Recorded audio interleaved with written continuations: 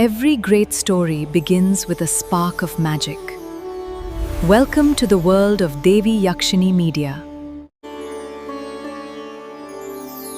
Welcome to Devi Yakshini Media.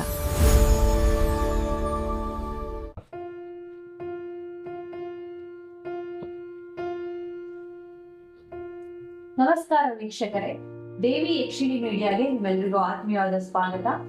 ನಮ್ಮ ಜೊತೆ ಇದ್ದಾರೆ ಶ್ರೀ ಸಂತೋಷ್ ಭಟ್ ಗುರುಜಿ ಅವರು, ದೀಪ ಯಕ್ಷಿಣಿ ಆರಾಧಕರು ಹಾಗೂ ಪ್ರಶ್ನಾಶಾಸ್ತ್ರ ಕಲಿತವರು. ನಮಸ್ಕಾರ ಗುರುಗಳೇ. ಶ್ರೀ ಗುರುಭ್ಯೋ ನಮಃ. ಹರಿ ಓಂ. ವೀಕ್ಷಕರೇ, ವಿಶೇಷತೆ ಇವತ್ತು ಏನಪ್ಪಾ ಅಂದ್ರೆ ವರಮಹಾಲಕ್ಷ್ಮಿ ಹಬ್ಬದ್ದು ಮತ್ತೆ ವರಮಹಾಲಕ್ಷ್ಮಿ ರಥಗಳ ಬಗ್ಗೆ, ವರಮಹಾಲಕ್ಷ್ಮಿ ದೇವಿಯ ಬಗ್ಗೆ ಗುರುಗಳ ಬಗ್ಗೆ ತಿಳಿಸ್ಕೊಡ್ತಾರೆ. ಬನ್ನಿ ಕೇಳೋಣ. ಇವಾಗ ವರಮಹಾಲಕ್ಷ್ಮಿ ಹಬ್ಬ ಬರ್ತಾ ಇದೆ. ವರಮಹಾಲಕ್ಷ್ಮಿ ದೇವಿ ಸದಾ ನಮ್ಮ ಮನೆಯಲ್ಲೇ ನೆಲೆಸ್ಬೇಕು, ಮತ್ತೆ ನಮಗೆ ಹಣಕಾಸಿನ ಅಭಿವೃದ್ಧಿ ಆಗ್ಬೇಕು, ಹಣ ಮತ್ತೆ ಕೆಲಸ ಕಾರ್ಯಗಳು ನಮ್ಗೆ ಒಳ್ಳೇದಾಗ್ಬೇಕು ಅಂದ್ರೆ ಏನಾದ್ರೂ ತಂತ್ರಗಳಿದೆಯಾ ಗುರುಗಳೇ ಅದ್ರ ಬಗ್ಗೆ? ಖಂಡಿತವಾಗ್ಲು ನೋಡಿ, ವಿಶೇಷವಾಗಿರ್ತಕ್ಕಂಥ ವರಮಹಾಲಕ್ಷ್ಮಿ ಹಬ್ಬದ ಬಗ್ಗೆ ಕೇಳ್ತಾ ಇದ್ದೀರಾ. ನಾವು ಹೋದ ಎಪಿಸೋಡಲ್ಲಿ ವರಮಹಾಲಕ್ಷ್ಮಿ ಹಬ್ಬನ ಹೇಗೆ ಆಚರಣೆ ಮಾಡೋದು ಅದ್ರ ಬಗ್ಗೆ ಎಲ್ಲ ಹೇಳ್ಕೊಟ್ವಿ. ಇವತ್ತು ನಾನು ಒಂದು ಅದ್ಭುತವಾಗಿರ್ತಕ್ಕಂಥ ತಂತ್ರ ಹೇಳ್ತೀನಿ. ಈ ತಂತ್ರವನ್ನು ಮಾಡೋದ್ರಿಂದ ವಿಶೇಷವಾಗಿ ಮನೆಯಲ್ಲಿ ಒಂದು ಥರದ ಪಾಸಿಟಿವ್ ಎನರ್ಜಿ ಉಂಟಾಗುತ್ತೆ. ಸದಾಕಾಲ ಮನೆಯಲ್ಲಿ ತುಂಬ ಧನಾಕರ್ಷಣೆ ಅಂತ ಹೇಳಿದರೆ ದುಡ್ಡಿನ ಒಂದು ಆಕರ್ಷಣೆ ಅಂತಕ್ಕಂಥದ್ದು ಇರುತ್ತೆ. ಐಶ್ವರ್ಯ ಪ್ರಾಪ್ತಿ ಆಗುತ್ತೆ. ಮನೆಯಲ್ಲಿ ಯಾವಾಗಲೂ ಕೂಡ ವಿಶೇಷವಾಗಿರ್ತಕ್ಕಂಥ ಮನಸ್ಸಿನಲ್ಲಿ ಶಾಂತಿ, ನೆಮ್ಮದಿ, ಜೊತೆಗೆ ಹಣದ ಹರಿವು, ಹಣ ನಿಲ್ಲುವಂಥದ್ದು ಎಲ್ಲವೂ ಆಗುವಂತಹ ಒಂದು ಅದ್ಭುತವಾಗಿರ್ತಕ್ಕಂಥ ವ್ರತ ಯಾವುದು ಅಂದರೆ ವರಮಹಾಲಕ್ಷ್ಮಿ ವ್ರತ. ಆ ವರಮಹಾಲಕ್ಷ್ಮಿ ವ್ರತವನ್ನು, ಕಲಶ ಇಡುವ ವಿಧಾನವನ್ನು, ಕಲಶದಲ್ಲಿ ಏನೇನು ಹಾಕಬೇಕು ಅಂತಕ್ಕಂಥ ವಿಚಾರವನ್ನೆಲ್ಲ ಹೇಳಿದೆ. ಆದರೆ ಒಂದು ತಂತ್ರ ಮಾಡೋದ್ರಿಂದ ವರಮಹಾಲಕ್ಷ್ಮಿಯ ಒಂದು ಅನುಗ್ರಹ ಅಂತಕ್ಕಂಥದ್ದು ಡಬಲ್ ಆಗುತ್ತೆ.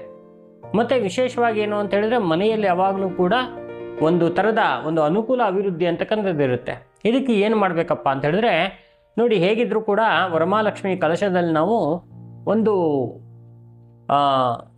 ಅಕ್ಕಿಯನ್ನು ಹಾಕಿ, ಡ್ರೈ ಫ್ರೂಟ್ಸನ್ನು ಹಾಕಿ, ಚಿನ್ನ ಬೆಳ್ಳಿಯನ್ನು ಹಾಕಿ, ಆಯಿತಾ, ಯಾವುದಾರ ಒಂದು ಹಳೆಯ ಒಂದು ಏನಾದ್ರು ದೇವಿ ಇರ್ತಕ್ಕಂಥ ದೇವಿಯ ಒಂದು ಕಾಯಿನೋ ಅಥವಾ ವಿಗ್ರಹವನ್ನು ಹಾಕಿ ಕಲಶವನ್ನು ಇಡ್ತೀವಲ್ವಾ, ಅದರ ಜೊತೆಗೆ ಏನಾಗಬೇಕು ಅಂತ ಹೇಳಿದ್ರೆ 6 ಬಿಳಿ ಕವಡೆಗಳನ್ನ ಹಾಕಬೇಕು.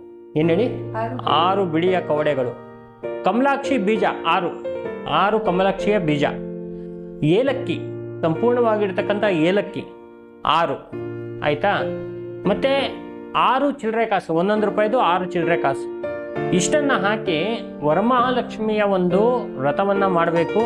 ವ್ರತವನ್ನು ಮಾಡಿದಾಗ ವಿಶೇಷ ಮಂತ್ರವನ್ನು ನಾವು ಹೋದ ಎಪಿಸೋಡಲ್ಲಿ ಹೇಳಿದ್ದೀವಿ. ಆ ಒಂದು ಮಂತ್ರವನ್ನು 1008 ಸಲ ಹೇಳಿ ನೀಟಾಗಿ ಅದನ್ನು ಪೂಜೆಯನ್ನು ಮಾಡಿ ಅದರ ಸಂಪೂರ್ಣವಾಗಿರ್ತಕ್ಕಂಥ ಫಲವನ್ನು ಪಡ್ಕೋಬೇಕು. ಅದರ ಜೊತೆಗೆ ನಾನು ಹೇಳಿರ್ತಕ್ಕಂಥ ಧನಾಕರ್ಷಣೆ, ದುಡ್ಡಿನ ಆಕರ್ಷಣೆ ಆಗೋದಕ್ಕೆ, ಮನೆಯಲ್ಲಿ ಚೆನ್ನಾಗಿ ದುಡ್ಡು ನಿಲ್ಲಿಸೋದಕ್ಕೆ ಏನು ಮಾಡಬೇಕಪ್ಪ ಅಂತ ಹೇಳಿದ್ರೆ ನೋಡಿ, ಇವತ್ತಿನ ದಿವಸ ನಾವು ಗುರುವಾರ ರಾತ್ರಿ ಎಲ್ಲ ರೆಡಿ ಮಾಡ್ಕೊಂಡು ಶುಕ್ರವಾರ ಬೆಳಗ್ಗೆ ನಾವು ಪೂಜೆಯನ್ನು ಶುರು ಮಾಡ್ತೀವಿ. ಶುಕ್ರವಾರ ರಾತ್ರಿಗೆ ಮುಗಿಸ್ಬಿಡ್ತೀವಿ ಪೂಜೆ. ಶನಿವಾರ ಬೆಳಗ್ಗೆ ದಿನ ಅದನ್ನು ವಿಸರ್ಜನೆ ಮಾಡಿ ತೆಗಿತೀವಿ. ವಿಸರ್ಜನೆ ಮಾಡಬೇಕಾದ್ರೆ ಆ ಒಂದು ಕಲಶಕ್ಕೆ ಒಂದು ವಿಶೇಷವಾಗಿರ್ತಕ್ಕಂಥ ನೈವೇದ್ಯವನ್ನು ಇಟ್ಟು, ಹೂವು ಅಕ್ಷತೆಯನ್ನು ಹಾಕಿ, ಅರ್ಶಿನ ಕುಂಕುಮವನ್ನು ಹಾಕಿ, ಧೂಪವನ್ನು ಬೆಳಗಿ, ನೈವೇದ್ಯವನ್ನು ಕೊಟ್ಟು, ಆರತಿಯನ್ನು ಮಾಡಿ, ಆಯಿತಾ, ಇದೆಲ್ಲ ಆದಮೇಲೆ ಕಲಶವನ್ನು ನಾವು ತೆಗಿತೀವಲ್ವಾ. ಆ ಕಲಶದಲ್ಲಿ ಇರ್ತಕ್ಕಂಥ ಆ 6 ಕವಡೆಗಳು, 6 ಕಮಲಾಕ್ಷಿ ಬೀಜಗಳು, 1 ರೂಪಾಯಿದು 6 ಕಾಯಿನು ಮತ್ತು ಏಲಕ್ಕಿ, ಇದಿಷ್ಟನ್ನು ಕೂಡ ಒಂದು ರೇಷ್ಮೆ ವಸ್ತ್ರ, ರೇಷ್ಮೆದು ಒಂದು ಚಿಕ್ಕದಾಗಿರ್ತಕ್ಕಂಥ ವಸ್ತ್ರ ಪೀಸಲ್ಲಿ ಅದನ್ನು ನಾವು ಹಾಕಿ ಗಂಟನ್ನು ಕಟ್ಟಬೇಕು. ಆ ಗಂಟನ್ನು ಕಟ್ಟಿ ದೇವರ ಮನೆಯಲ್ಲಿ ದೇವರ ಫೋಟೋ ಹಿಂದೆ ಇಡಬೇಕು. ಯಾವುದೇ ದೇವರ ಫೋಟೋ ಇರ್ಬೋದು, ಅಥವಾ ದೇವರ ಮನೆಯಲ್ಲಿ ಏನೋ ಮಂಟಪ ಇದೆ, ಮಂಟಪದ ಹಿಂದೆ ಇದನ್ನು ಇಡಬೇಕು. ಎಲ್ಲಿ ತನಕ ಇಡಬೇಕು ಅಂದರೆ, ಈ ಸಲ ನಾವು ವರಮಹಾಲಕ್ಷ್ಮಿಯ ಪೂಜೆಯನ್ನು ಮಾಡಿ ಮುಂದಿನ ಸಲದ ಒಂದು ವರಮಹಾಲಕ್ಷ್ಮಿಯ ಪೂಜೆ ಆಗುವವರೆಗೂ ಆ ಗಂಟು ಅಲ್ಲೇ ಇರಬೇಕು. ಸೊ ನೆಕ್ಸ್ಟ್ ನಾವು ವರಮಹಾಲಕ್ಷ್ಮಿ ಪೂಜೆ ಮಾಡಬೇಕಾದ್ರೆ ಹೊಸ ಗಂಟನ್ನು ಮಾಡಿ ಅಲ್ಲಿಟ್ಟು ಈ ಹಳೆಯ ಗಂಟನ್ನು ತೆಗೆದು ಅದನ್ನು ನಾವು ಕ್ಯಾಶ್ ಬಾಕ್ಸಲ್ಲಿ ಹಾಕ್ಕೋಬೇಕು, ಆಯಿತಾ. ಕ್ಯಾಶ್ ಬಾಕ್ಸ್ನಲ್ಲಿ ಅಥವಾ ನಮ್ಮ ಬೀರೋ ಲಾಕರಲ್ಲಿ ಇಟ್ಕೋಬೇಕು. ಈ ಥರ ನಾವು ಇದನ್ನು ಮಾಡ್ತಾ ಹೋಗಬೇಕು. ವರ್ಷದಿಂದ ವರ್ಷ ಮಾಡ್ತಾಯಿದ್ರೆ ಈ ಒಂದು ವರಮಹಾಲಕ್ಷ್ಮಿ ಮಾಡಿರ್ತಕ್ಕಂಥ ಈ ಒಂದು ಪಾಸಿಟಿವ್ ಇದೆಯಲ್ಲ, ವರಮಹಾಲಕ್ಷ್ಮಿ ಸದಾಕಾಲ ಮನೆಯಲ್ಲೇ ನೆಲೆಸ್ತಾಳೆ. ಮತ್ತು ಅದ್ಭುತವಾಗಿ ದೇವಿಯ ಈ ಒಂದು ತಂತ್ರದಿಂದ ವಿಶೇಷವಾಗಿರ್ತಕ್ಕಂಥ ಹಣದ ಹರಿವಾಗುತ್ತೆ ಮನೆಗೆ. ಅಭಿವೃದ್ಧಿ ಆಗುತ್ತೆ, ಅನುಕೂಲ ಆಗುತ್ತೆ, ಮತ್ತು ಜೀವನದಲ್ಲಿ ಒಳ್ಳೆಯ ಒಂದು ಯಶಸ್ಸು ಬರುತ್ತೆ. ಹಾಗಾಗಿ ಈ ಒಂದು ಪ್ರಯೋಗ ಮಾಡೋದ್ರಿಂದ ಜನಗಳಿಗೆ ಬಹಳಷ್ಟು ಉಪಯೋಗ ಆಗುತ್ತೆ. ಇದನ್ನು ಸುಮ್ಮನೆ ನಾವೇನೋ ಒಂದು ಇದರಲ್ಲಿ ಹೇಳ್ತಾ ಇಲ್ಲ, ಇದು ವಿಶೇಷವಾಗಿ ಮಾಡಿರ್ತಕ್ಕಂಥ ಅದ್ಭುತವಾಗಿರ್ತಕ್ಕಂಥ ತಂತ್ರ ಇದು. ಇದನ್ನು ಮೊದಲಿಗೆ ಒಬ್ಬರು ದಂಪತಿಗಳು ಮಾಡಿದ್ರು. ಯಾವಾಗ? ಸುಮಾರು 400 ವರ್ಷಗಳ ಹಿಂದೆ. ಆ ದಂಪತಿಗಳು ಆ ಒಂದು ಫಲವನ್ನು ಒಂದು ಪುಸ್ತಕದಲ್ಲಿ ಬರೆದಿಟ್ಟಿದ್ದಾರೆ. ನಾವು ಈ ಒಂದು ತಂತ್ರದಲ್ಲಿ ಮಾಡಿದ್ವಿ, ಹಿಂಗೆ ಮಾಡಿದ್ವಿ, ಅದರಿಂದ ನಮ್ಗೆ ಅನುಕೂಲ ಆಯಿತು ಅಂತ. ಹಾಗಾಗಿ ಆ ಒಂದು ತಂತ್ರವನ್ನು ವಿಶೇಷವಾಗಿ ಎಷ್ಟೋ ಜನಗಳಿಗೆ ಗೊತ್ತಿಲ್ಲ. ಅವರಿಗೆಲ್ಲ ಈ ಒಂದು ಪುಸ್ತಕಗಳು ಸಿಗದೇ ಇರ್ಬೋದು, ಅಥವಾ ಈ ಒಂದು ತಂತ್ರ ಮಾಡೋದಕ್ಕೆ ಗೊತ್ತಿಲ್ಲದೆ ಇರ್ಬೋದು. ಹಾಗಾಗಿ ಎಲ್ಲರಿಗೂ ಗೊತ್ತಾಗಲಿ ಅಂತೇಳಿ ಈ ಅದ್ಭುತವಾಗಿರ್ತಕ್ಕಂಥ ದೇವಿ ಯಕ್ಷಿಣಿ ಮೀಡಿಯಾ ಮುಖಾಂತರ ನಾವು ನಿಮಗೆ ತಿಳಿಸ್ತಾ ಇದ್ದೀವಿ. ಈ ಒಂದು ತಂತ್ರವನ್ನು ಮಾಡಿ ನೋಡಿ, ನಿಮ್ಮ ಜೀವನದಲ್ಲಿ ಎಷ್ಟು ಅಭಿವೃದ್ಧಿ ಆಗುತ್ತೆ, ಅನುಕೂಲ ಆಗುತ್ತೆ ಅಂತಕ್ಕಂಥದ್ದು ನೀವು ನೋಡಿದ್ರೆ ನಿಮಗೆ ಗೊತ್ತಾಗುತ್ತೆ. ಅಷ್ಟು ಅದ್ಭುತವಾಗಿರ್ತಕ್ಕಂಥ ವರಮಹಾಲಕ್ಷ್ಮಿಯ ತಂತ್ರ ಇದು. ಸದಾಕಾಲ ದೇವಿ ನಿಮ್ಮ ಮನೆಯಲ್ಲಿ ನೆಲೆಸ್ತಾಳೆ. ನಿಮಗೆ ಬೇಕಾಗಿರ್ತಕ್ಕಂಥ ಅನುಗ್ರಹ, ಅನುಕೂಲವನ್ನು ಕೊಡುವಂಥ ಮಹಾತಾಯಿ. ಆದ್ದರಿಂದ ಖಂಡಿತವಾಗ್ಲೂ ಈ ಒಂದು ತಂತ್ರ ನಿಮಗೆ ವರ್ಕೌಟ್ ಆಗುತ್ತೆ. ಗುರುಗಳೇ, ಈಗ ಲಾಸ್ಟ್ ಎಪಿಸೋಡ್ ಅಲ್ಲಿ ಒಂದು ಅದ್ಭುತವಾದ ಮಂತ್ರಗಳನ್ನ ನೀವು ಕೊಟ್ಟಿದ್ದೀರಾ ವೀಕ್ಷಕರಿಗೆ.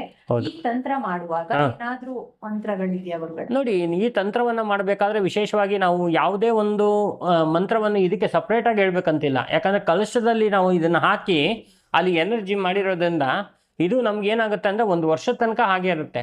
ನಮ್ಗೆ ಬೇಕು ಅಂತ ಹೇಳಿದ್ರೆ ಅದರಲ್ಲಿ ಇರ್ತಕ್ಕಂಥ ಒಂದಷ್ಟು ಅಕ್ಕಿನೋ ಅಕ್ಷತೆನೋ ಬೇಕಾದ್ರೂ ಆ ಗಂಟಲ್ಲಿ ಹಾಕ್ಕೋಬೋದು ನಾವು, ಅಥವಾ ಅರ್ಶಿನ ಕುಂಕುಮ ಹಾಕಿ ಪೂಜೆ ಮಾಡಿ ಆ ಗಂಟನ್ನು ಕಟ್ಟಿ ಇಡ್ಬೋದು. ಇದೆಲ್ಲ ಅವ್ರು ಎಕ್ಸ್ಟ್ರಾ ಮಾಡ್ಕೋಬೋದು. ಮಾಡ್ಕೊಂಡಾಗ ಇದಕ್ಕೆ ಯಾವುದೇ ಒಂದು ಮಂತ್ರ ಬೇಕಾಗಿಲ್ಲ, ತಂತ್ರನೇ ಬಹಳ ಚೆನ್ನಾಗಿ ವರ್ಕೌಟ್ ಆಗುತ್ತೆ. ಗುರುಗಳಿಗೆ ನಾರ್ಮಲ್ ವರಮಹಾಲಕ್ಷ್ಮಿ ನಾವು ಪೂಜೆ ಏನ್ ಮಾಡ್ತೀವಿ ಇದಕ್ಕೂ ಈಗ ನೀವು ಹೇಳಿರೋ ಒಂದು ತಂತ್ರದ ಬಗ್ಗೆ ಅದಕ್ಕೂ ಏನು ವ್ಯತ್ಯಾಸ ಗುರುಗಳೇ? ನೋಡಿ, ವರಮಹಾಲಕ್ಷ್ಮಿ ಪೂಜೆನ ಎಲ್ಲರೂ ಕೂಡ ಮಾಡ್ತಾರೆ. ಪ್ರಪಂಚದಲ್ಲಿ ಎಲ್ಲರೂ ಕೂಡ ವರಮಹಾಲಕ್ಷ್ಮಿ ವ್ರತವನ್ನು ಮಾಡ್ತಾರೆ. ಆ ವ್ರತದಿಂದ ವಿಶೇಷ ಫಲಗಳು ಸಿಗುತ್ತೆ. ಆದರೆ ಈ ಒಂದು ತಂತ್ರ ಮಾಡೋದ್ರಿಂದ ಏನಾಗುತ್ತೆ ಅಂತ ಹೇಳಿದ್ರೆ, ಆ ಲಕ್ಷ್ಮಿ ಅಂತಕ್ಕಂಥದ್ದು ಹಣದ ರೂಪದಲ್ಲಿರೋದ್ರಿಂದ ಸದಾಕಾಲ ನೆಲೆಸ್ತಾಳೆ ದೇವಿ. ನೆಲೆಸಿ ಒಂದು ವಿಶೇಷವಾಗಿರ್ತಕ್ಕಂಥ ಅನುಕೂಲ, ಅನುಗ್ರಹ ಅಂತಕ್ಕಂಥದ್ದಾಗತ್ತೆ. ಜೀವನದಲ್ಲಿ ಅದ್ಭುತವಾಗಿರ್ತಕ್ಕಂಥ ಒಂದು ಫಲ ಸಿಗೋದ್ರಿಂದ ಈ ಒಂದು ವರಮಹಾಲಕ್ಷ್ಮಿಯ ಒಂದು ತಂತ್ರವನ್ನು ಮಾಡ್ಬೋದು. ಮಾಡೋದ್ರಿಂದ ಏನಾಗುತ್ತೆ ಅಂದರೆ, ಈ ಲಕ್ಷ್ಮೀ ವ್ರತ ಏನು ಮಾಡ್ತಾರಲ್ಲ ಅದಕ್ಕೆ 1 to 2 ಒಂದು ಫಲ ಸಿಗುವಂಥ ವ್ರತ ಇದು, ತಂತ್ರ ಇದು.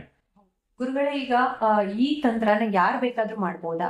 ಅಂದ್ರೆ ಚಿಕ್ಕ ವಯಸ್ಸಿಂದ ಹಿಡಿದು ವಯಸ್ಸಲ್ಲಿರೋ ತನಕ? ಖಂಡಿತವಾಗ್ಲೂ ಗಂಡು ಹೆಣ್ಣು ಅಂತಕ್ಕಂಥ ಭೇದ ಇಲ್ಲದೇನೆ ಈ ಒಂದು ತಂತ್ರವನ್ನು ಪ್ರತಿಯೊಬ್ಬರು ಕೂಡ, ಬಡವರು ಶ್ರೀಮಂತರು ಅಂತಕ್ಕಂಥದ್ದಿಲ್ಲ, ಗಂಡು ಹೆಣ್ಣು ಅಂತಕ್ಕಂಥದ್ದಿಲ್ಲ, ಲಕ್ಷ್ಮಿ ಎಲ್ಲರೂ ಒಂದೇನೆ.